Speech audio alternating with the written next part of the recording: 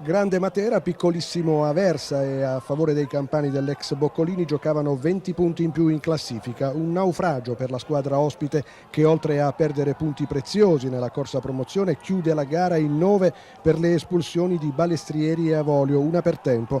Risultato giocoforza scontato per i padroni di casa, che alle disavventure dell'avversario hanno opposto una determinazione esemplare, ma soprattutto un gioco di gran lunga più organizzato di quello della capolista, che nell'intera gara si è avvicinata solo in un'occasione con Ferraro al quinto di gioco alla porta materana.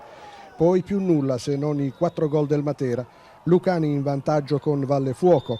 Dall'Aversa solo una reazione debole e inadeguata, e arriva il bis al 23esimo sul rigore per un fallo di Avolio in area. Realizza Carrato, che si ripete 10 minuti più tardi direttamente su calcio di punizione con la difesa ospite immobile.